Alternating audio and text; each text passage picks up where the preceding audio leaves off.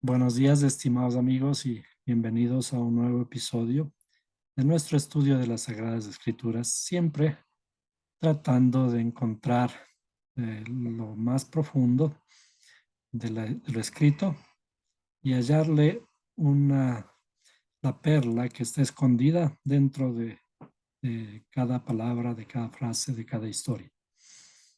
Continuamos con nuestra historia de los patriarcas y vamos a hablar acerca de Abraham, el primer patriarca que aparece sobre la tierra de Israel.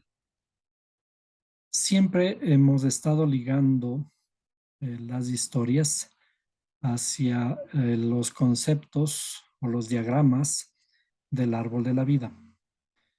Y el árbol de la vida es un método de asociación entre las historias y los pasos que nosotros tenemos que dar para ir alcanzando nuevos niveles de conocimiento de la escritura, porque de todas maneras el alcanzar la vida eterna es conocerle al verdadero Dios, conocer todos los niveles de su revelación en este mundo.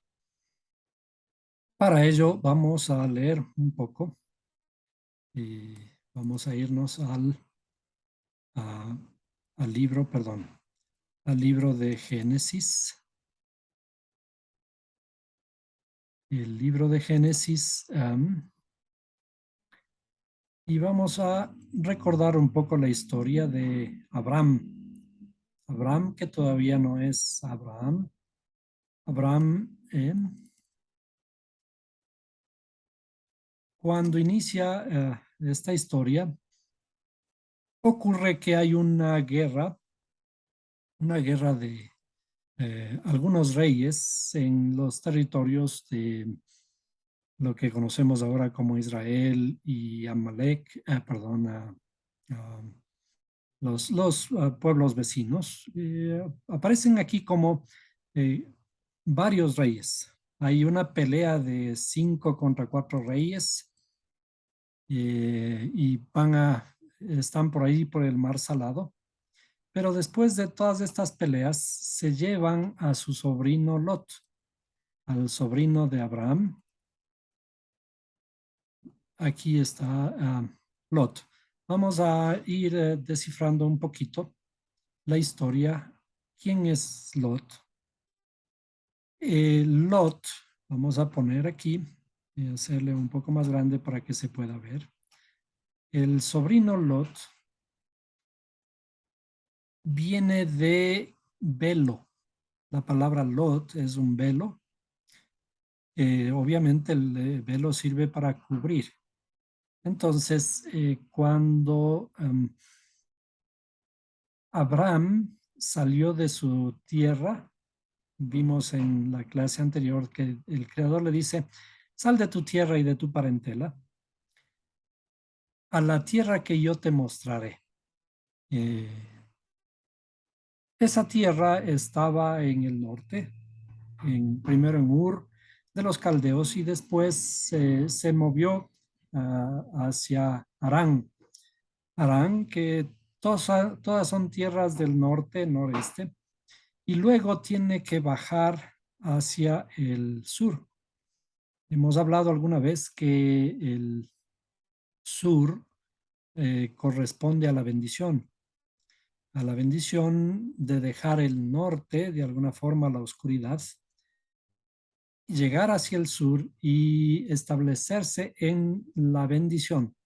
Las tierras de Israel, al estar en el sur respecto de Ur y de Harán, corresponden a la bendición. Y entonces, cuando Abraham sale de Ur y sale de Harán, también le acompañó Lot. ¿Qué significa esto? Hemos hablado de que Abraham y luego Abraham corresponde a la bondad amorosa, a una emoción llamada la bondad y el amor. Esta bondad y este amor tienen que salir de la oscuridad pero tienen que salir cubiertos de un velo.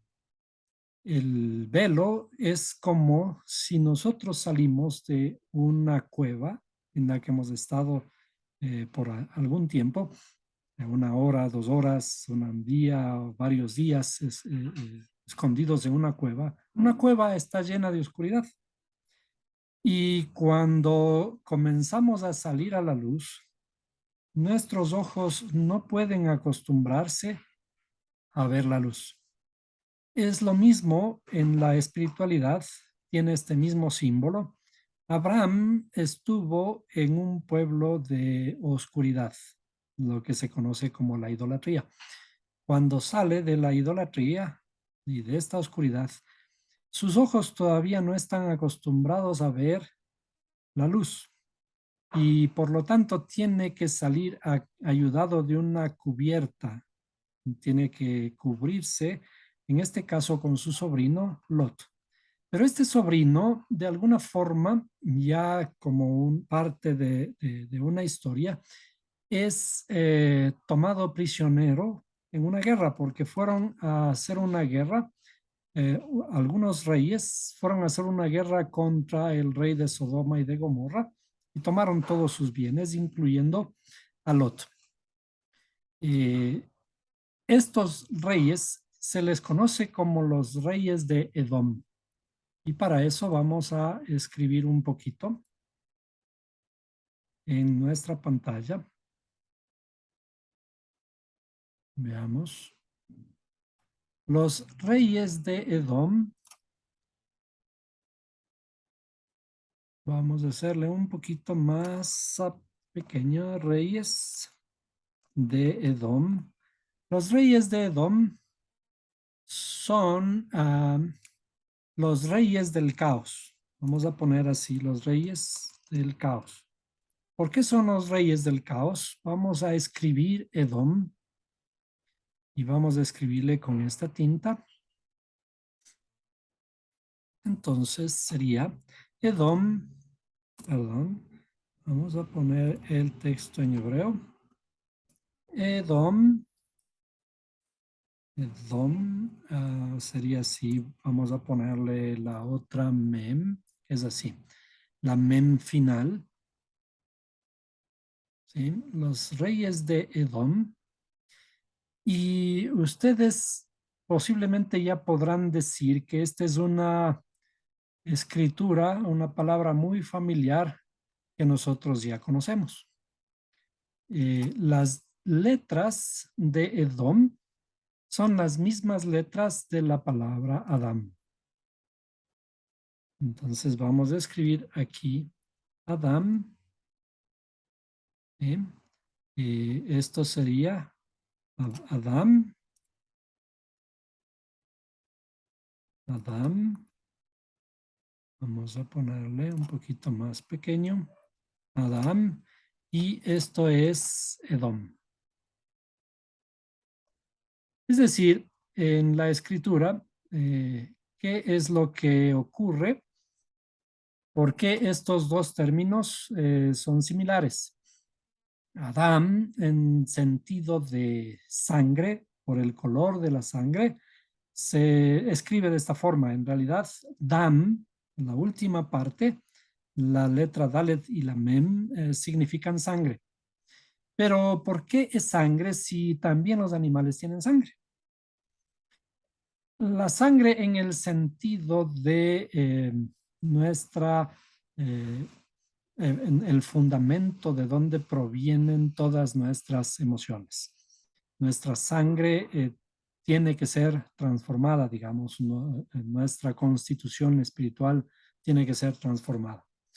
El inicio de todo es Edom, que significa el caos.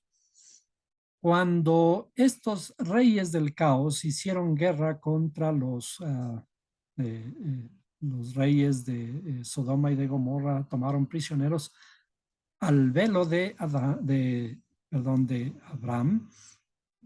Entonces, Abraham busca rescatar a su sobrino. De todas maneras, en la historia, obviamente, su pariente tiene que rescatarlo. Y cuando va al rescate, tiene que entablar una guerra contra estos famosos reyes de Edom. Dijimos que Edom son los reyes del caos.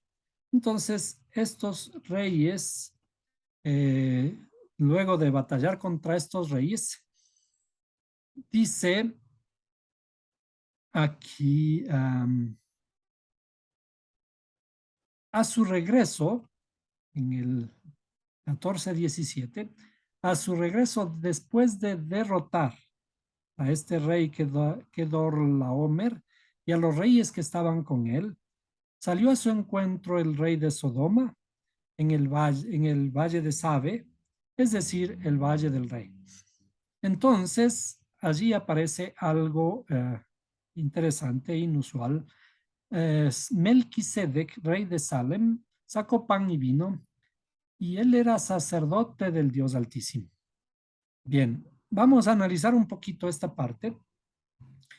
Abraham sale a hacer una batalla y viene de derrotar a este rey Kedorlaomer y los reyes que estaban con él.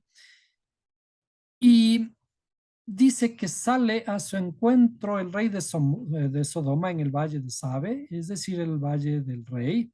Este rey, de alguna forma, creo que, no sé si este salió a la guerra, esta parte está un poco confusa. Arriba dice que salieron los reyes de Sodoma y de Gomorra, pero este parece que se quedó. Y salen a encuentro este rey, pero también aparece Melquisedec, el rey de Salem. Vamos a revisar un poquito las palabras. Dice Melquisedec, en hebreo es Malki o Melech, mi rey. ¿Rey de qué? De justicia, el rey de justicia. Y vamos a analizar toda esta historia está relacionado con la justicia. El rey de Salem, el Salem está relacionado a la paz, al Shalom en hebreo. Shalem o Shalom es la paz. Entonces, el rey de justicia es el rey de la paz. ¿Cómo es que el rey de la paz dice, saca pan y vino para recibirle a Abraham, que viene después de una guerra? ¿Qué ocurre en una guerra? En una guerra hay que ir a luchar, a batallar y a matar y estar dispuesto a morir. Es decir, hay una lucha en la que se derrama sangre y sin embargo nosotros estamos estudiando historias espirituales. ¿Cómo es esto de que Abraham va a luchar y a matar y después viene de derrotar a todos estos reyes? Pero el rey de paz y de justicia le saca pan y vino, que es una especie de premio después de batallar. ¿Qué es lo que tenemos que hacer nosotros? Reflexionar. La escritura siempre está hablándonos de cosas espirituales.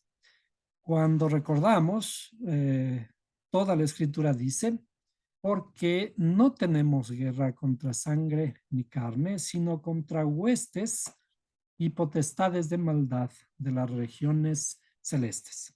Es decir, Abraham fue a hacer una batalla contra los reyes del caos. ¿Cuáles son estos reyes del caos? Los reyes del caos están estrechamente relacionados con la misma creación. Aquí en la creación nosotros vemos, en el principio creó Dios los cielos y la tierra, y dice enseguida, y la tierra estaba sin orden y vacía. En otras versiones aquí aparece, la tierra estaba en caos. Veamos si podemos encontrar, como esta versión dice, la tierra era caos y confusión y oscuridad, y por encima del abismo, y un viento de Dios aleteaba por encima de las aguas. Entonces, cuando estamos hablando de las batallas de Abraham en contra de los reyes del caos, nos estamos en realidad refiriendo a que el caos que existe en la tierra en el inicio supuestamente de una creación, la tierra está en caos, confusión y oscuridad. Entonces, a este caos es el que hay que compartir. Y este caos y confusión y oscuridad, los que dominan este caos son los reyes del caos, los reyes de la oscuridad, los reyes de Edom. Por lo tanto, estas son batallas de tipo espiritual. Cuando fue Abraham a batallar contra los reyes del caos, estuvo en realidad batallando con los reyes del caos, los reyes de la oscuridad. Y en esta batalla, desde luego, es permitido en la escritura de que tiene que ir a matar. Hay que ir a matar, destruir, a tomar el botín de todo lo que encuentre en esta batalla de tipo espiritual. Y entonces, cuando venimos de esta batalla, eh, el rey de la paz, porque ¿para qué batallamos? Precisamente para encontrar la paz, nuestra propia paz espiritual.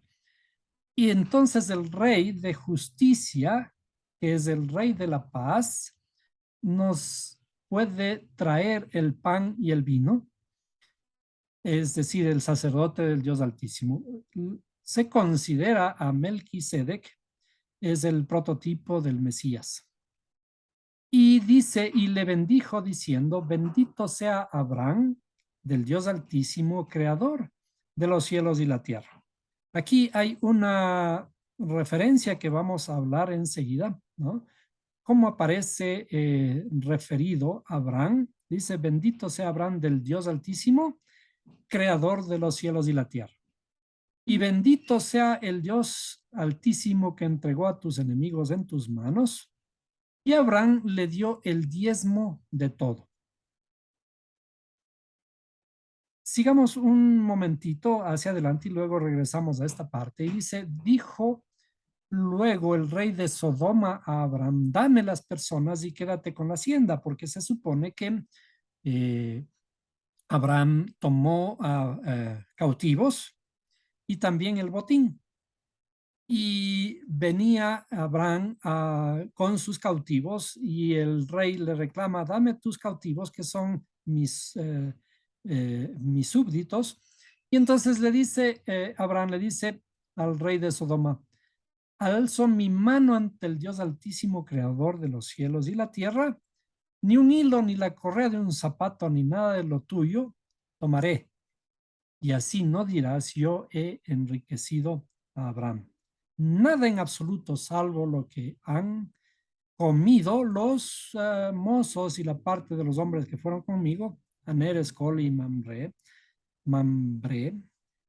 ellos tomen su parte. Es decir, eh, cuando Abraham va a la batalla, toma cautivos, viene y los devuelve al rey de Sodoma. Pero lo interesante de esto es de que Abraham aparece en la primera vez que aparece en la escritura que alguien entrega un diezmo al sacerdote del Dios Altísimo. ¿A qué se refiere el famoso diezmo? Entonces vamos a mirar la palabra diezmo en la forma hebrea, como está escrito. Entonces, maaser es el diezmo de todo. La palabra maaser dice, maaser está escrito con mem, ain, shin y resh. Dice que es el diezmo o diezmar. Esto en general se toma desde el punto de vista de la décima parte de los bienes, la décima parte de las ganancias. Si nosotros vamos a la raíz, en realidad la raíz de la palabra azar está relacionada con el 11º, 12º, todos los décimos a partir del 10, el 10, el 11, el 12 hasta el 19. Entonces, no es una razón muy exacta el tomar la décima parte, porque todos los décimos, 11º hasta el 10, 11º hasta el 19, son décimos y cualquiera de esas partes podrían corresponder al diezmo. Pero en realidad, además de esto, vamos a tomar la palabra maaser y vamos a hacer una gematria, porque es muy interesante cuando comenzamos a analizar estos aspectos desde el punto de vista de de las palabras hebreas. Entonces vamos a escribir aquí maaser, vamos a escribirlo en otro color.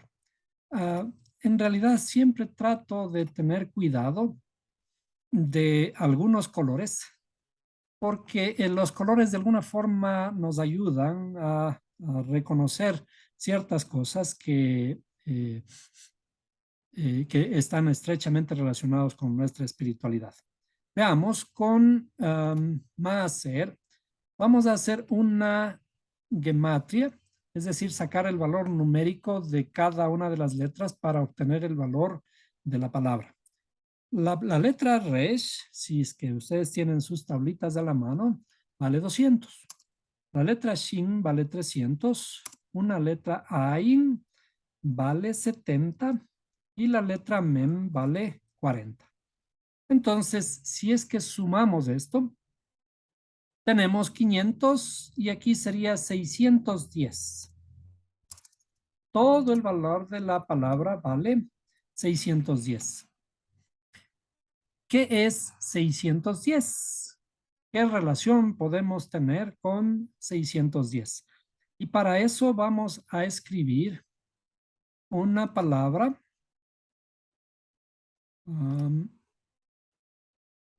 Yo la voy a poner rápidamente. Esta palabra aquí. Una palabra hebrea que tiene el mismo valor numérico. El mismo valor numérico de maaser, que es el diezmo. Y en la misma forma vamos a hacer una gematria, sacar los valores numéricos de esta palabra para ver qué valor tiene. Perdón, esta palabra es sadikut. Sadikut es justicia. Vamos a poner aquí, perdón, vamos a escribir, esto es maaser, ¿sí? Que es diezmo, ¿sí? Y luego aquí vamos a poner sadikut. Sadikut es justicia. ¿Bien? Naturalmente que aquí existen unos puntitos que en realidad son la forma de la pronunciación, las vocales, porque todas las letras en el alfabeto hebreo son consonantes. Y estos puntitos son las vocales que nos dicen cómo pronunciar. Pero la Torá, los libros sagrados, fueron escritos sin estas vocales. Es decir, ese es el famoso lenguaje de tartamudos y que tenemos que aprender a hablar, como dice la escritura, yo te enseñaré a hablar el lenguaje de tartamudos, refiriéndose a ponerle las vocales a estas palabras, a estas letras para poder entenderlas. Bien, entonces ahora tomamos los valores numéricos de Sadikut. La letra Taf vale 400. La letra Baf vale 6. La letra Kuf vale 100. La letra Yud vale 10. La letra Dalet vale 4. Y la letra Tzadi vale 90. Con estos valores 90 serían, si sumamos todos estos valores, aquí hay 400 más 100, 500 más 90 y 10 serían 600 y 4 y 6 serían justamente 610. Es decir, tenemos dos palabras que son, tienen el mismo valor numérico, el valor numérico de 610. ¿Qué significa esto? Esta es una técnica, se conoce como gematria, una técnica de encontrar relaciones, razones entre las palabras para poder entenderlas mejor. El lenguaje hebreo está estructurado de esta manera que nosotros podamos relacionar estas dos palabras y saber y extraer una razón para saber de qué se trata, en este caso el diezmo. El diezmo se trata de hacer justicia. El diezmo se trata de hacer justicia. Y es por eso que cuando Abraham viene de matar a los reyes, a los famosos reyes del caos, estos reyes del caos están al inicio de la creación y es por eso que nosotros siempre tenemos que relacionarlo con nuestra estructura del alma, vamos a ponerla de esta forma, y nuestra estructura del alma en la cabeza inicia de esta forma y luego tenemos el cuerpo. Como les digo, siempre busco usar colores para referirnos a las diferentes facultades. Las facultades intelectuales y las facultades emocionales en general.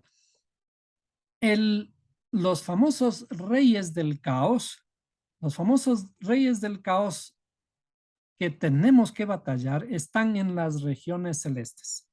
Por eso hemos escrito o dibujado siempre las regiones celestes en nuestra alma, la parte de arriba, de un color algo azulado.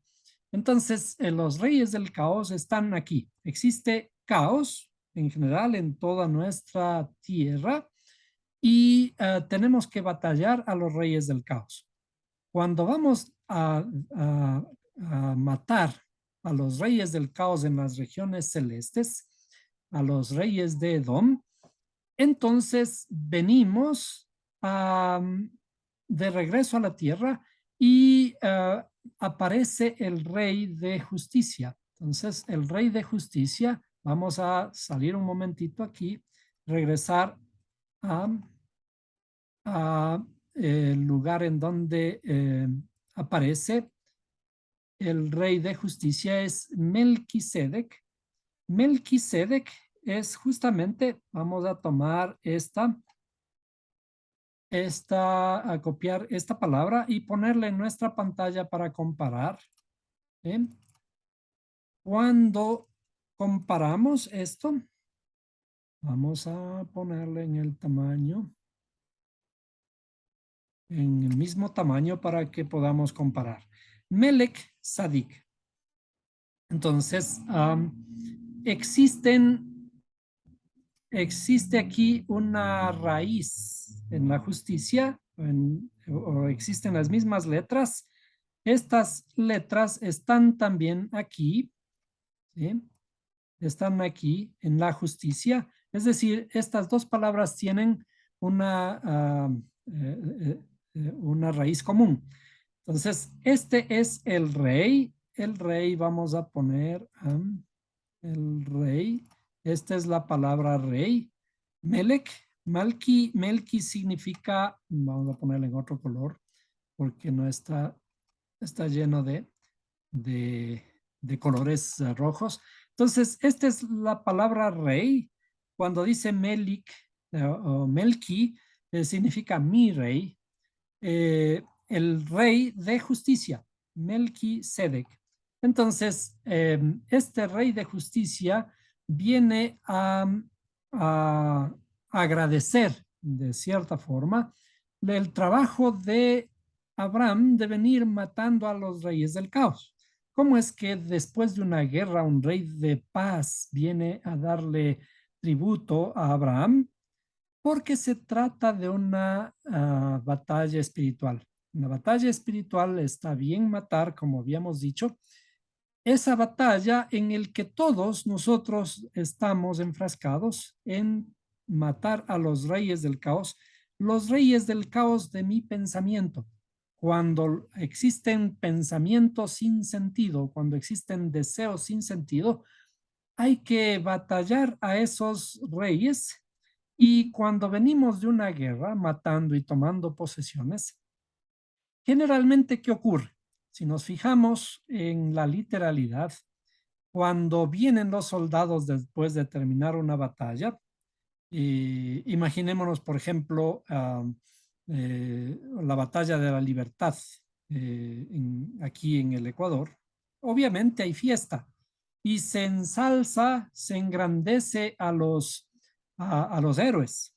En el caso, por ejemplo, de nuestro país, se rinde tributo al mariscal Antonio José de Sucre, y el mariscal Antonio José de Sucre eh, inclusive engrandece a sus héroes y crea una leyenda, crea un mito relacionado con su héroe preferido, el héroe llamado Abdón Calderón, el héroe niño.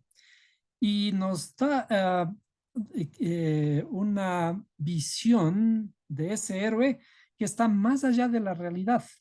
Es una elevación de Abdón Calderón hacia las alturas.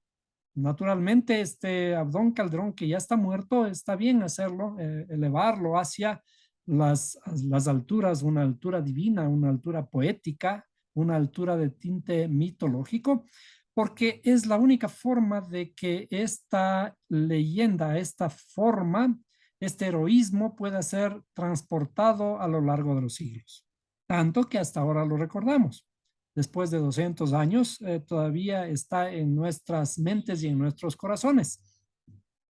Pero cuando ocurre esto en las batallas, los héroes que vienen vivos, todo el mundo les tributa honores.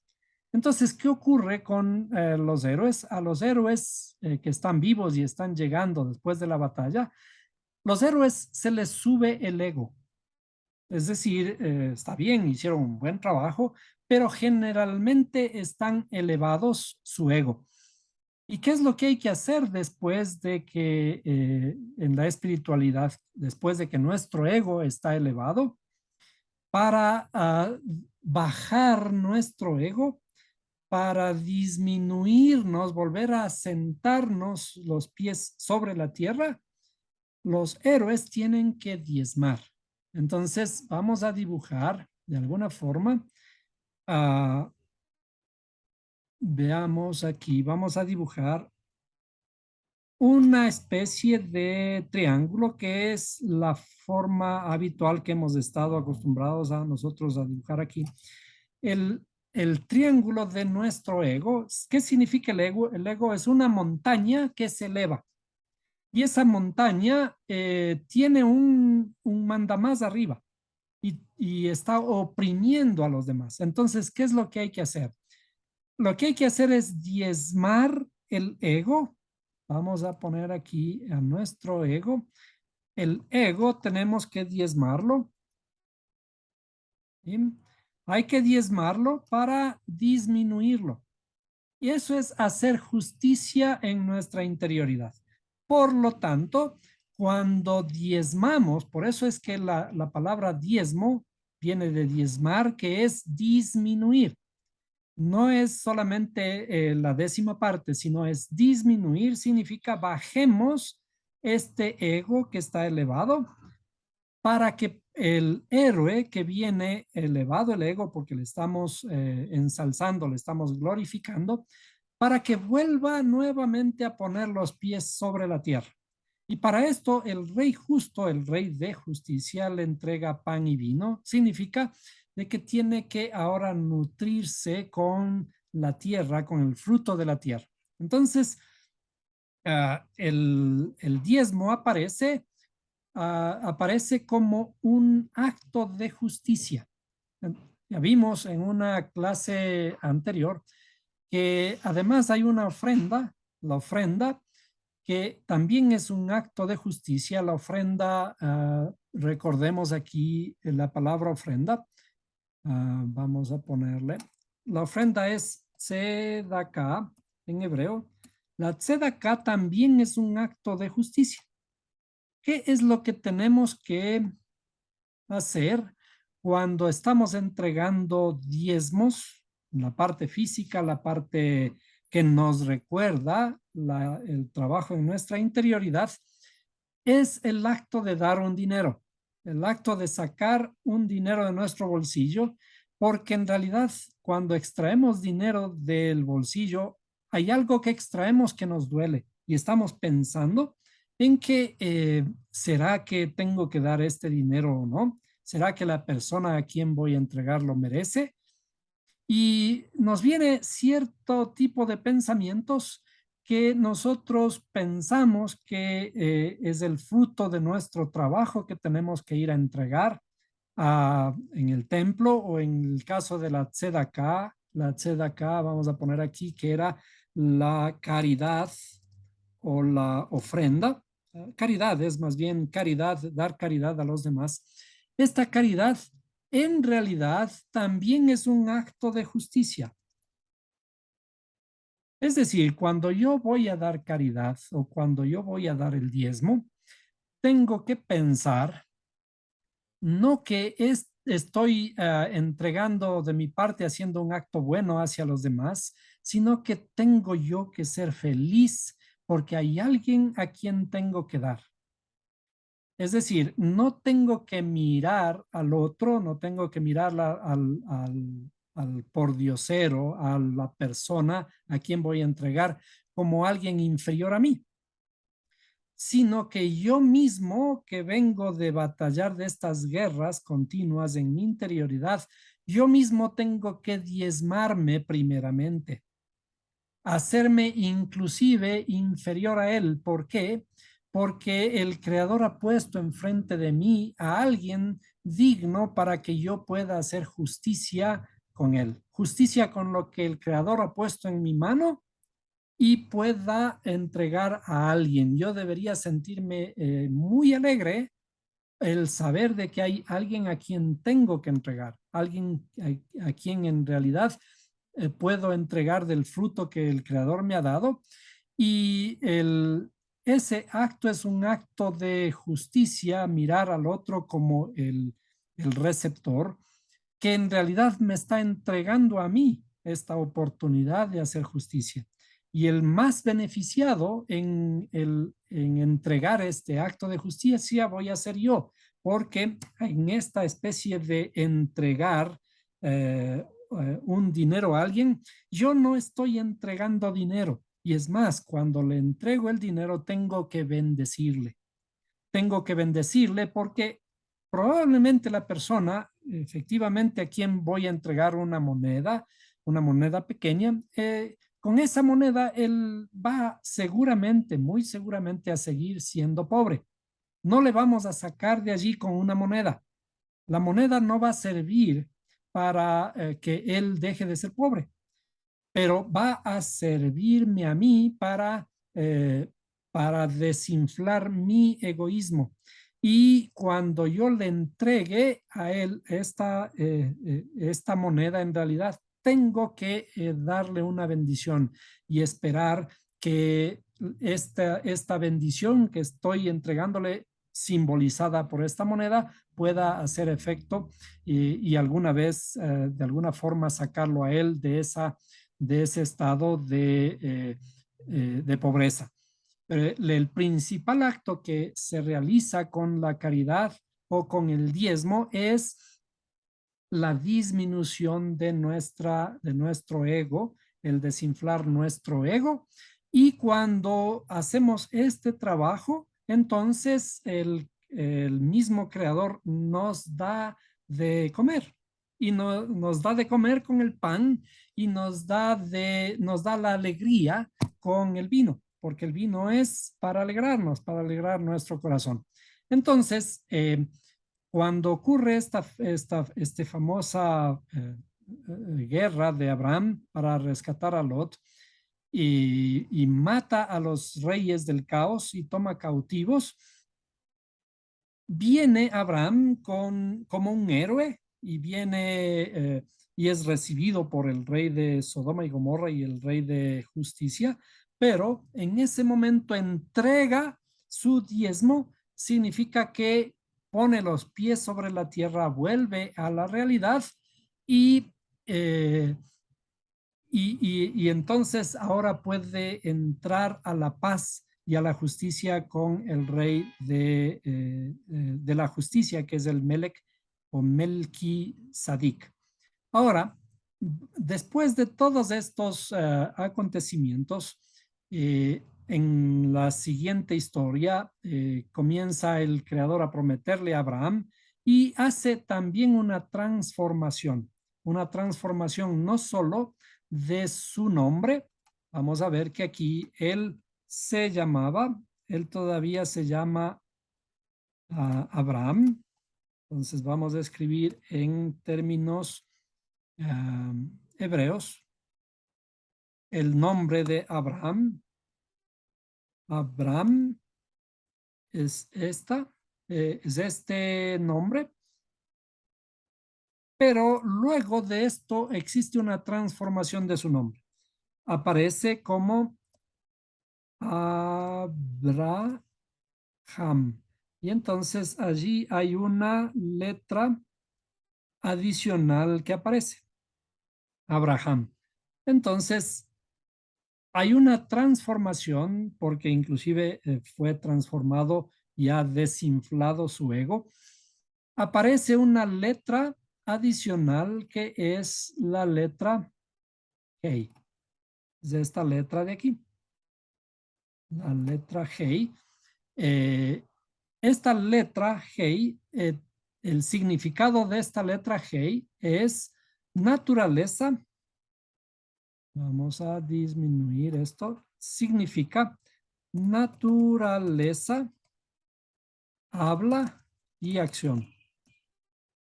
Perdón, estoy escribiendo en con un teclado diferente. Entonces, la letra G es naturaleza, habla y acción. ¿Qué es lo que fue transformado en Abraham? En Abraham, pese a ser un hombre bendecido, un padre bendecido, este es el significado de esto es padre bendecido. Vamos a ponerle de esta forma. Esto es padre, Av, y esto es bendecir. Ram tiene algún significado de bendición. Padre de la bendición o padre bendecido. Luego de ser un padre bendecido, se transforma en padre de multitud de naciones. Padre de multitud de naciones en el momento en que es añadida una letra G en su nombre. ¿Por qué? Porque su naturaleza, las vestimentas de su naturaleza han sido cambiadas. Entonces se añade una letra G. ¿Qué es la letra G que vamos a trabajar directamente aquí en la tierra? Es decir, cuando Abraham batalló contra los reyes del caos, ahora comienza a trabajar en la tierra y la primera sefirá, como habíamos conocido, la primera sefirá del trabajo espiritual que tenemos que realizar es la bondad amorosa. Esta bondad amorosa es la bondad que aparece con el primer trabajo que Abraham realiza por el primer salto que realiza Abraham en estas historias de llegar a la tierra y batallar contra los reyes del caos. Aparece la bondad amorosa, que es el primer fruto con que el creador construye nuestra tierra. Recuerden que esto, vamos a decirlo, es nuestra tierra. El creador está construyendo los cielos y la tierra y ahora Abraham es el primero que salta y cruza, por eso es llamado el hebreo, porque cruza desde la inteligencia hacia las facultades emocionales. Y aquí aparece el amor. Vamos a poner simplemente así, amor, como la facultad interna de esta sefirá o este primer atributo del árbol de la vida. Entonces, el amor, la primera emoción que aparece es el amor con el que vamos a trabajar la tierra. Y para ello vamos a regresar a un verso controversial desde el punto de vista de las paradojas del tiempo en la Torá. Vamos a regresar a un verso que está en el capítulo 2 de Génesis. En el capítulo 2, el verso 4. En el verso 2:4, en el que dice, la creación aparentemente del hombre y la mujer. Digo aparentemente porque en realidad no es la creación del hombre y la mujer, es la creación del ser humano, el aspecto masculino y el aspecto femenino del ser humano. Dice, estos son los orígenes de los cielos y de la tierra cuando fueron creados. El día que Jehová Dios hizo la tierra y los cielos. Si nos detenemos un momentito aquí, primeramente para analizar, aparece una descripción, dice, o un relato de los orígenes de los cielos y la tierra. Y si nos fijamos, dice los cielos y la tierra primeramente, cuando fueron creados, pero cuando vuelve a repetir, dice el día en el que el Señor Dios o Jehová Dios hizo la tierra y los cielos. Es decir, ya hay una transformación de la forma de expresar de los elementos en que primero aparecen los cielos y después la tierra y ahora dice la tierra y los cielos. ¿Qué significa? Que después, en este día en el que el Señor hizo ya, estamos hablando, aquí dice hizo, es la acción misma de las etapas de la creación, ya la acción, en el poner la acción. En la acción, ahora la tierra está redimida respecto de los cielos, es decir, está anterior a los cielos, significa que ya está redimido. Pero en este verso vamos a tomar las palabras hebreas en especialmente cuando dice aquí cuando fueron creados. Y para ello vamos a tomarnos a la ayuda porque no aparece aquí la palabra en general cuando fueron creados, están omitidas ciertas palabras. Y para eso vamos a entrar a la parte hebrea para tomar en esta palabra que dice Bejibaram. Bejibaram, que está en realidad utilizada solamente la palabra bara. Bejibaram es la palabra completa de cuándo fueron creados. Esta palabra la vamos a tomar y le vamos a poner en nuestra pantalla. ¿Sí? A los cielos y la tierra cuando fueron creados aparece la palabra Bejibaram. Entonces vamos a ponerla por aquí, hacerle un poco más grandecita y le vamos a cambiar de color. Bejibaram. Y vamos a comparar. Esta palabra significa cuando fueron creados. Si nosotros nos damos cuenta, ¿cuántas letras existen aquí en esta palabra Bejibaram? Hay 1, 2, 3, 4, 5, 6. Comparémosle con la palabra Abraham. 1, 2, 3, 4, 5. Todas las letras de Bejibaram están en el nombre Abraham, excepto una, que es esta letra de aquí, una letra adicional, una letra Bet. Y esta letra Bet la estructura del hebreo es en el caso de cuando fueron creados, aparece esta letra Bet adicional. Pero estas letras, las siguientes letras Estas siguientes letras corresponden completamente a Abraham, solo que están desordenadas, digamos, en un orden diferente. Esta letra Aleph, si le ponemos al inicio eh, y esta Hey en el lugar aquí, en el lugar de la Aleph, creo que y ahí ya tendríamos el nombre Abraham. ¿Qué es lo que intento decir con esto? Vamos a poner aquí la transliteración, ¿no? De Bejibaram, Bejibaram, ¿sí? Bejibaram es lo que significa cuando fueron creados. Entonces, en la misma palabra o en el mismo nombre, uh, aquí las letras Bet y Resh y la letra Aleph significan creación. Es decir, Abraham, en el nombre Abraham también está la creación de Dios. ¿Qué es lo que intento decir cuando en la Biblia aparece, hay una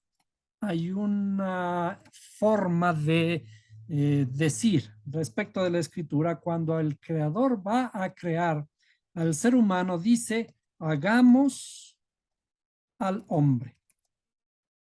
¿Qué significa hagamos al hombre? Aquí hay un gran interrogante que generalmente se resuelve con explicar que el creador en realidad es más de uno. El creador es, como nos han enseñado, es tres, es un Dios trino. En realidad, esa Trinidad no es en el sentido explícito, en el sentido directo de tres personas y un solo Dios verdadero. Estamos hablando de facultades, como hemos siempre estado mencionando, facultades intelectuales y facultades emocionales. Entonces, estas facultades intelectuales, en las facultades intelectuales, lo que conocemos como cielos, sí existen, sí existen tres facultades. Sí existen tres facultades. La una es la inteligencia, perdón, esta es la sabiduría. La otra es la inteligencia. ¿Bien? Y hay algo que se conoce como el que deriva de la sabiduría y la inteligencia, que es el conocimiento. Y para esto le vamos a poner, a este conocimiento le vamos a poner un poquito acá, más abajo. Así. Las tres facultades, estas tres facultades se les conoce como la sabiduría, aquí la inteligencia y el conocimiento. A la sabiduría, perdón, esta sabiduría, hay una tilde allí que lamentablemente no está. A esta sabiduría se le conoce como el principio padre. A esta inteligencia como el principio madre y a este conocimiento como el principio hijo. Pero son facultades de nuestra inteligencia. Facultades, recuerden que el creador está en nosotros también y por lo tanto se manifiesta aquí con nuestras facultades intelectuales. Entonces, cuando dice el creador, hagamos al hombre, lo que está haciendo en realidad sí es tomando todas estas facultades para hacer ya la fase de concluir el acto de la creación. Hemos dicho que la creación tiene varias partes. La creación tiene en sí mismo una creación. Perdón, aquí está algo mal. Una creación, ¿sí? Que está, que aparece en la escritura como bara, que si ven, si está relacionado también a Abraham. La creación, la formación, que es Yetzirah, Yetzirah, y la acción que es hacia. Y siempre repito, no es hacia, sino es hacia. Y bajo este sentido tenemos que interpretar la escritura cuando aparece el famoso término hacia. Entonces, existen estos tres elementos. La acción, la acción es cuando aquí dice que el creador ya hizo, cuando hizo los cielos y la tierra, como vimos en el verso, dice el creador, estos son los orígenes de los cielos y la tierra cuando el creador Dios hizo la tierra y los cielos. Es decir, ya está hablando de la última fase de la acción. En la acción, aquí aparece Abraham. Abraham, la bondad amorosa salta de las facultades intelectuales hacia las facultades emocionales y crea o nos trae el amor. El amor aparece aquí como el primer atributo.